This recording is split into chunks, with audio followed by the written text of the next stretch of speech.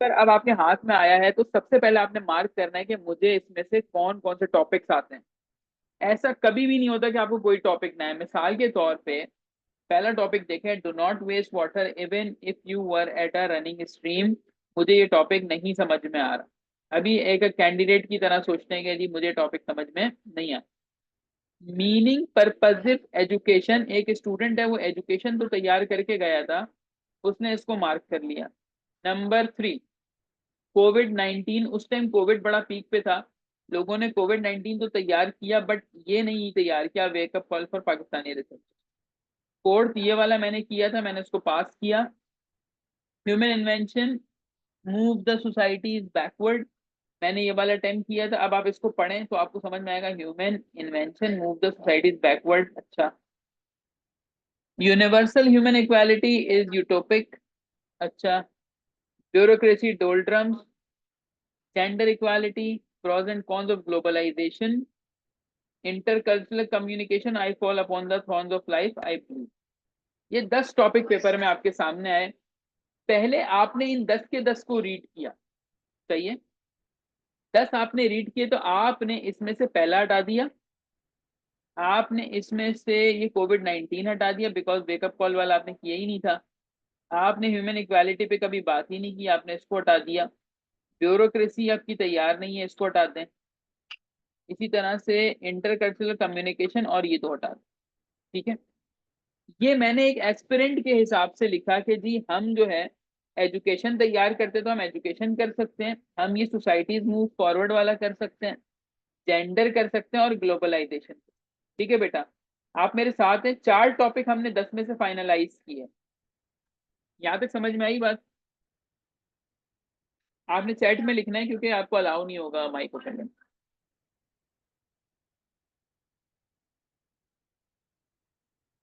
ठीक है, 10 में से 4 निकाले मैंने। अच्छा, किसी के अलग भी हो सकते हैं।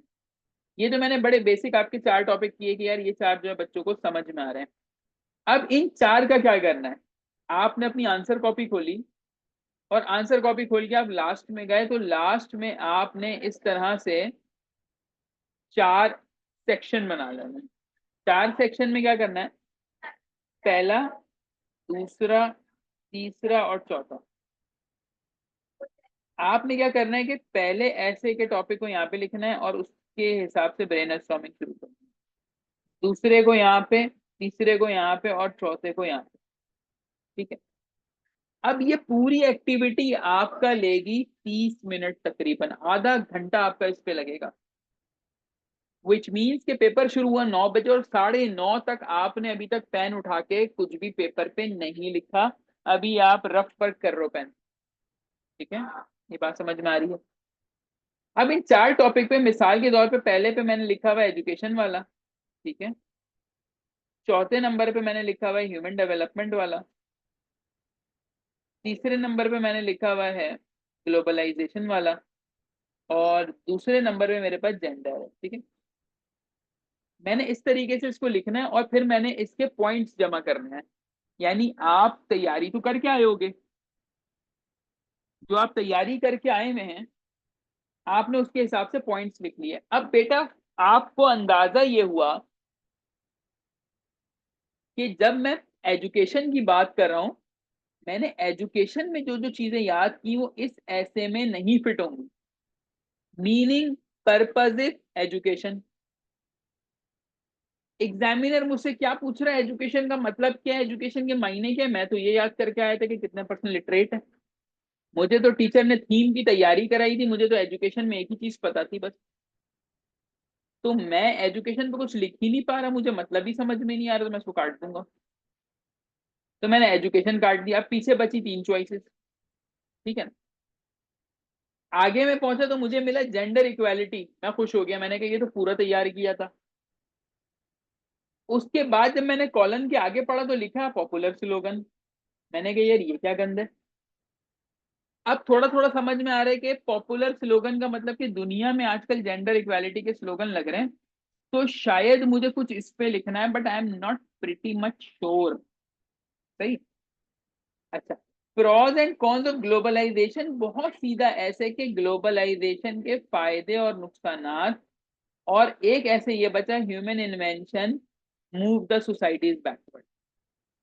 यानी इन 10 के 10 में से मुझे सिर्फ दो के मतलब समझ में आ रहे थे कि human invention move the societies backward, कि जितनी इंसानों ने तरक्की कर ली है वो दुनिया को या सोसाइटी को पीछे की तरफ धकेल रहे हैं।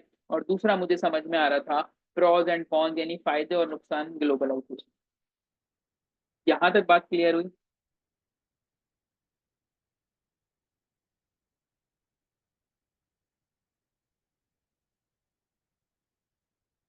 ठीक है। विच मीन्स के 10 में से 8 मुझे नहीं समझ में आ रहे, जो दो समझ में आ रहे हैं जिनके मतलब मैं उसके पीछे जाऊं। सही। मैंने क्लियर कर लिया अपने आप को कि अब मुझे इन दो में से चूज करना है। अच्छा अब देखें, जो उस टाइम मेरा माइंडसेट था वो ये था कि ग्लोबलाइजेशन वाला जो ऐसे है, इसके प्रॉस एंड कॉन्स जो हैं उसमें मुझे फैक्ट्स एंड फिगर चाहिए होंगे, और मेरा ग्लोबलाइजेशन कोई इतना खास प्रिपेयर नहीं था। ठीक है।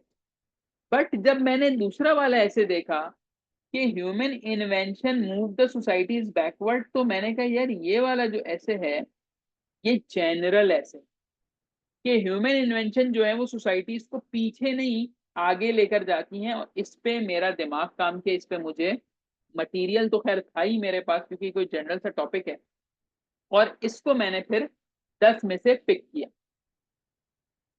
बात समझ में आती है कि एक टॉपिक पिक करने में आप कम से कम 30 से 40 मिनट लगेंगे,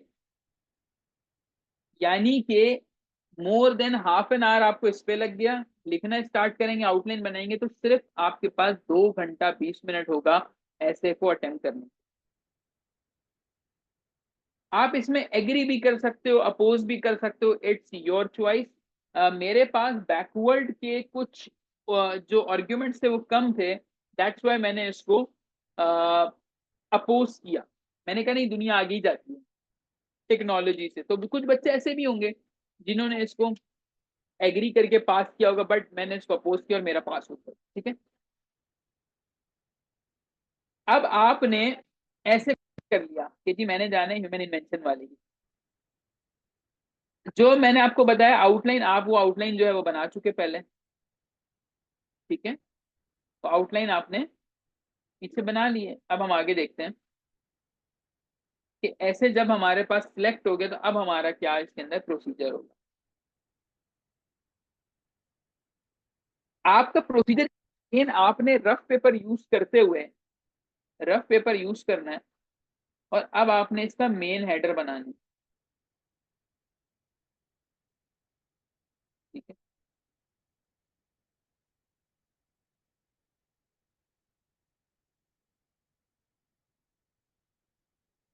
यहाँ पे आपके पास इसका मेन हेडर है।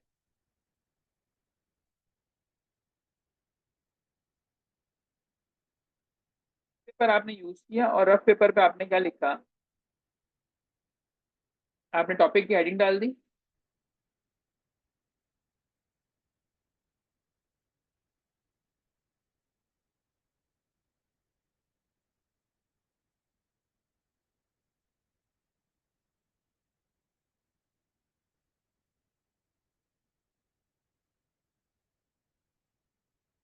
मेन हेडर के बाद अब इंट्रोडक्शन,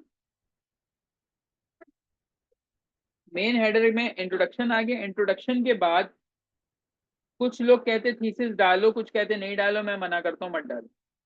ठीक है। इंट्रोडक्शन की हेडिंग है, इंट्रोडक्शन के बाद आपने टॉपिक इंट्रोड्यूस करना है। टॉपिक इंट्रोड्यूस का मतलब है कि मैं ये बात करूंगा कि what is basically human invention. ठीक है। ह्यूमन इन्वेंशन क्या है, एवोल्यूशन की बात करूंगा, दुनिया में कहाँ से कहाँ ह्यूमन जो है वो डेवलपमेंट हुई है। तो इसमें मैंने सेकंड हेडर डाला। थर्ड, क्योंकि मुझे पता था कि मुझे अपने थर्ड पॉइंट में बात को प्रूव करना है, तो मैं लिखता हूँ fact proving that human inventions move the societies forward. मैंने एग्जामिनर को निगेट किया, फिर मैंने लिखा some examples showing that human invention move the societies backward.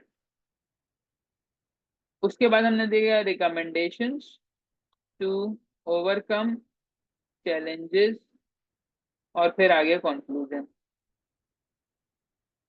मेरे हर ऐसे की आउटलाइन ऐसे ही बनती है। बहुत सारे आपको अफलातून मिलेंगे जो ये कहते हैं कि जी ऐसे की जी 50 टाइप हैं, कोई 4 टाइप हैं।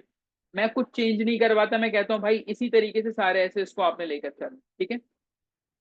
अच्छा, अब ये बने मेन पॉइंट आपके जो आपने रफ पे बनाए। अभी भी आपका पेन नहीं चलना चाहिए पेपर पे, ये सब काम रफ में करना है। आपने कोटेशन पढ़ी होगी कि अगर मुझे 9 घंटे मिलते हैं अगर एक दरख्त काटने के लिए, तो 6 घंटे में अपनी आरी जो है ना उसकी धार तेज करूंगा। क्योंकि once planning is done, once tools are in the right place, उसके बाद तो सिर्फ आपने एक फोर्स लगानी है, उसने कट जाना है। इसी तरीके से जब आपकी स्ट्रेटेजी, आपका प्लान बिल्कुल फूल प्रूफ बन जाएगा, तो फिर आप अच्छा लिखोगे। सही। अब यहाँ पे हम चलते जाएंगे, तो हमें मिला कि जी ठीक है, यहाँ पे कोई पॉइंट नहीं आएगा, इंट्रोडक्शन में हम कोई पॉइंट नहीं लिखते। सही है। हम पॉइंट कहाँ लिखते हैं, यहाँ पे फैक्ट्स प्रूविंग दैट। यहाँ पे हमने पॉइंट्स डाले, सब पॉइंट्स जो हमें समझ में आए। हमने यहाँ पे एग्जांपल्स डाली, हमने यहाँ पे रिकमेंडेशंस डाली, और हमने इसको कॉन्क्लूड। ठीक है। अब सब पॉइंट्स क्या डलते हैं, यहाँ से शुरू होगा मामला। Facts proving that human invention move societies forward. कि ह्यूमन इन्वेंशन जो है वो सोसाइटीज को आगे लेकर जाती है। ठीक है।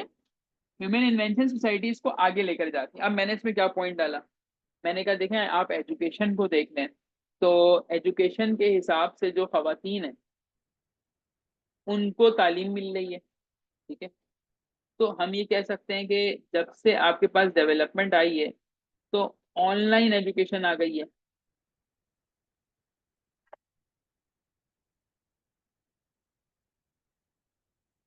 सही।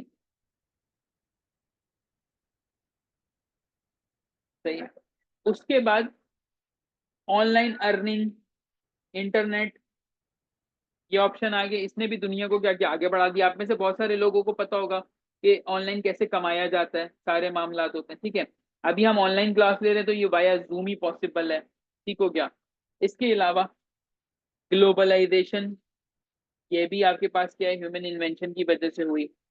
ईज ऑफ वर्किंग, भाई आपकी प्रोडक्टिविटी बढ़ गई इसके अंदर। ठीक है। मेडिकल हेल्प मिलना शुरू हुई, जैसे जैसे आपके पास ह्यूमन इन्वेंशन आना शुरू हुई आपको मेडिकल हेल्प मिली। और क्या हुआ जनाब, आपका ये टाइम कंजम्पशन रुक गई आपकी। पहले जो है वो एक, अगर आपको किसी को पैसे देने होते थे आप लंबी लाइन लगाते थे बैंक के बाहर, चेक देते थे, मामलात होते थे। अब जो है वो फौरन से ट्रांजेक्शन आप करते हो, ऑनलाइन शॉपिंग है, सारे मामलात हैं। तो मेरा ख्याल ये था कि सोसाइटी में जितनी डेवलपमेंट हुई है उसने सोसाइटी को आगे ही पहुंचाया, नुकसान नहीं दिया। क्या आपको मेरे पॉइंट समझ में आ रहे हैं। और इसमें कोई फैक्ट एंड फिगर नहीं आएगा, इसमें सिर्फ आपने अपनी ऑब्जर्वेशन से ऐसे को प्रूफ करना था और ऐसे पास हो गया। ऐसे इज नॉट डिफिकल्ट, मैं यही कहता हूं, ऐसे डिफिकल्ट नहीं है। पढ़ाने वाला ना ऐसे को मुश्किल बना दे।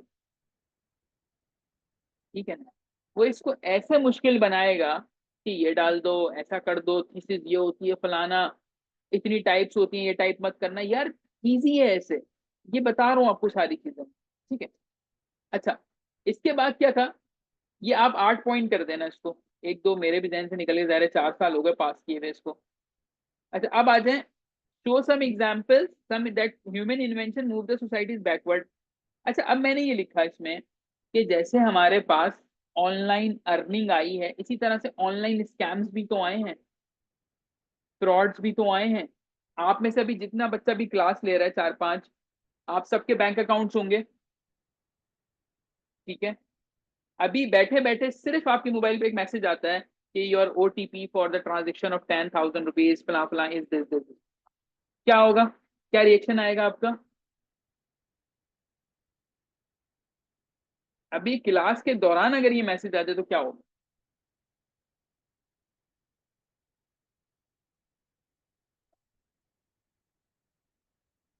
जी।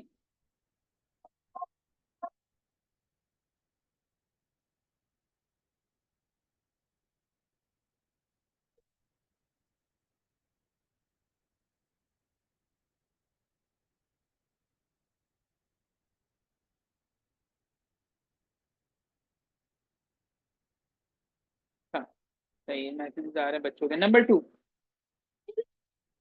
अब नंबर 2 हमारे पास पॉइंट ये है कि भाई हमने हर चीज ऑनलाइन कर दी तो फिजिकल हेल्थ कॉम्प्रोमाइज हो रही है।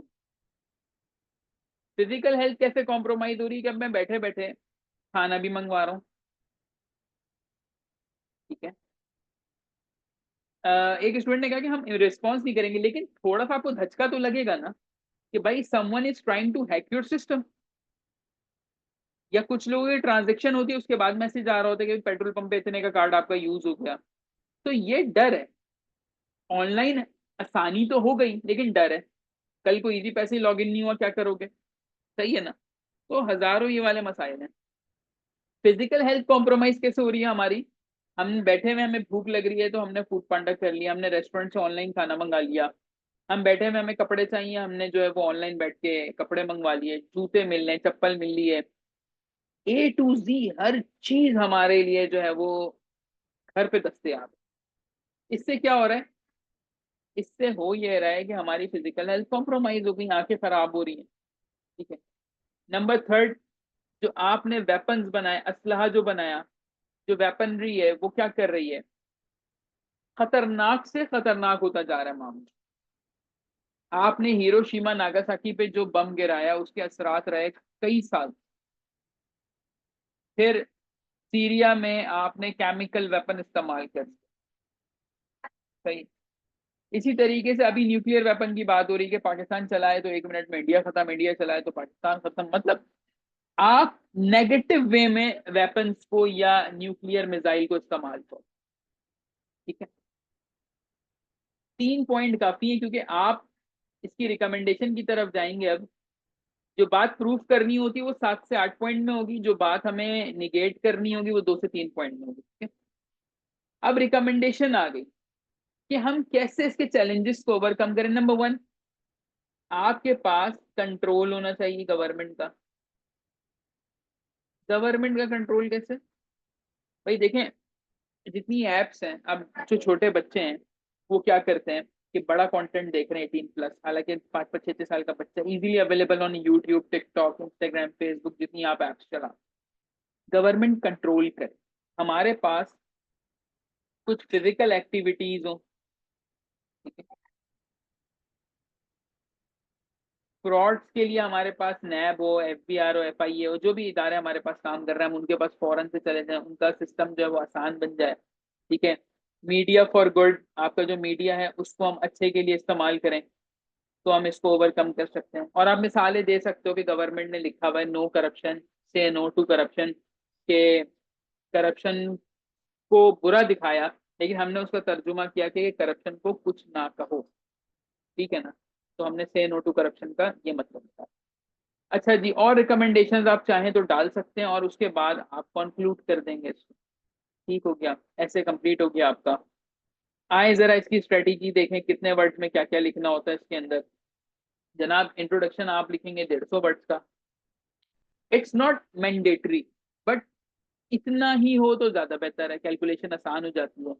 टॉपिक इंट्रोड्यूस करा दो 100 वर्ड का, 250 हो गए। उसके बाद 1 2 3 4 5 6, 6 या 7 हेडिंग लिख लो 700 वर्ड, ठीक है। उसके बाद आ जाओ एग्जाम्पल, इस पे भी 100 वर्ड लिख दिया आपने, 300 वर्ड हो गए। ठीक हो गया, आगे चलें। इन पे अगर आप 50 50 भी लिख दो तो 200 वर्ड यहाँ कर देंगे।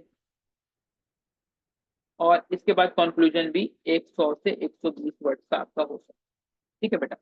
कुल मिला के अगर हम इसको देखें तो 200, 300, 600, 600, 700 हो गए आपके, 1300, 1300, 1400 और तकरीबन कोई 1550 वर्ड, ठीक है बेटा। यानी आप इस पे रफली कह सकते हो सर 1500 से लेकर 1800 वर्ड के दरमियान में हमारा एक ऐसे कंप्लीट हो जाएगा, ठीक है। This is how you map your ऐसे, this is how you make the complete outline.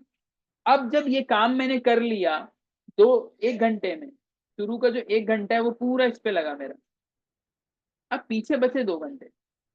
अब उस 2 घंटे में मेरा सिर्फ काम ये होगा कि अब मुझे सीधा सीधा लिखना है। पॉइंट उठाया, लिखा, प्रूफ किया, दूसरा पॉइंट उठाया, लिखा, प्रूफ किया। और कोशिश ये करेंगे 11 बज के 50 मिनट तक मेरा ऐसे पूरा कंप्लीट हो जाए। सही है। 11:50 पे ऐसे कंप्लीट किया, 5 मिनट में उसकी काउंटिंग की, 5 मिनट में देखा मैंने कोई गलती तो नहीं की, ये वो सबमिट कराया, बाहर निकले। बिकॉज इसके बाद 2 बजे अगला पेपर शुरू हो जाएगा। We need to arrange time. और 2 से 5 वाला जो पेपर होता है उसमें कोशिश होती है कि यार 4:30 तक किसी तरह निपटे। आधा घंटा मैं यहाँ बचाऊं, मैं घर जाऊं, थोड़ी देर नैप लूं, खाना खाऊं, और फिर मैं अगले दिन 2 पेपर की तैयारी करूं। तो सीएसएस में बहुत सारे बच्चों को लगता है जी तैयारी कम रह गई, ऐसा हो गया वैसा हो गया। ज्यादा जो मार पड़ती है वो माइंडसेट पे मार पड़ती है। आप कभी इस रूटीन के आदी रहे नहीं हो, आपने कभी कंसेक्यूटिवली लिखा ही नहीं है, आपके हाथ पांव फूल गए कि एक दिन में 2 पेपर होंगे, अरे कैसे होगा। आपने मेंटली आप स्ट्रांग नहीं हो। जब मेंटली स्ट्रांग नहीं हो तो 12 पेपर कैसे दोगे बेटा। 4, 5, 6, छठे सातवें पेपर में बंदा वैसे ही खत्म हो जाता है और फिर रिजल्ट आपके सामने। अब किसी का कोई सवाल है तो बिल्कुल पूछे मुझसे। बाकी जो लोग कोर्स ज्वाइन करना चाहते हैं वो व्हाट्सएप कर लेंगे, मुझे रिकॉर्डिंग में यहाँ पे रोक